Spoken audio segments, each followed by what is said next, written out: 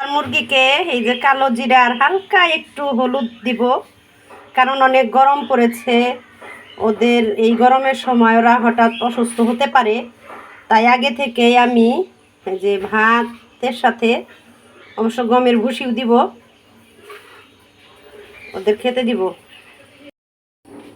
এই যে এখন আমি এই ইয়ের সাথে এই যে আমি এই কালিজিরা আর হলুদের সাথে ভাতের সাথে গমের ভুসি, চালের কুড়া মিশাচ্ছি। এগুলো এখন আমার মুরগিকে খেতে দিব। এই যে আমার খালা মুরগিকে খাবার দিচ্ছে, আমার মুরগিগুলো সবগুলোই খাবে। আয় আয় খাও।